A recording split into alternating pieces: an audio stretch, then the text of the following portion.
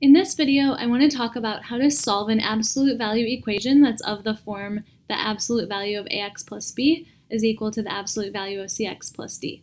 So this is actually pretty simple. It looks a little bit complicated in the beginning, but basically if the absolute value of one thing is equal to the absolute value of something else, then you have two options.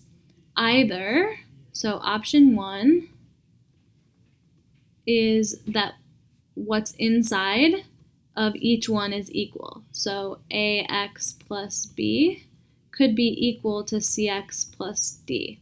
And that would be like if this was equal to 3 and this was equal to 3, then the absolute value of each would just be 3. It could also happen if this was equal to negative 3 and this was equal to negative 3, then their absolute values would still be 3. So in either case, you can find out those x values by setting them equal to each other. Option 2 is that one of them is the opposite of the other one. So it could be the case that like this one is equal to 3 and this one's equal to negative 3, but after the absolute value, they would still be equal.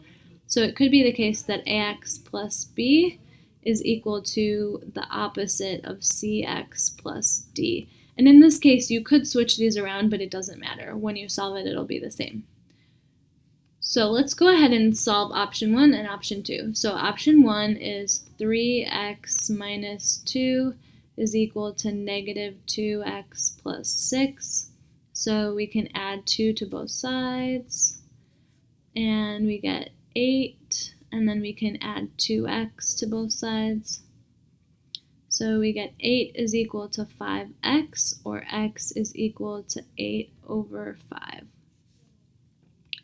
Now, so that's one solution, and that solution comes from option 1. Option 2 is that this is equal to the opposite of this.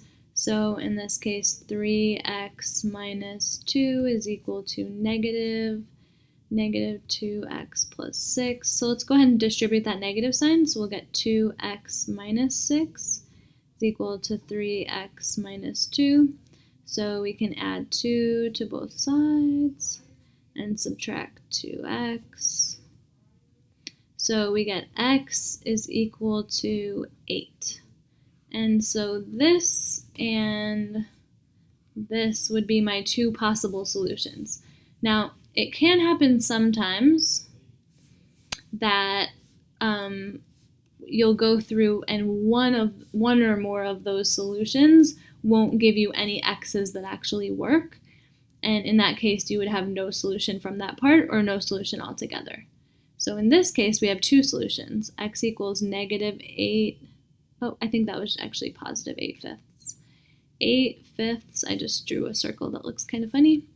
Or it equals 8. So in this case, x equals 8/5 or 8, and those are my two possible solutions. And that's how you solve an absolute value equation of the form the absolute value of ax plus b is equal to the absolute value of cx plus d.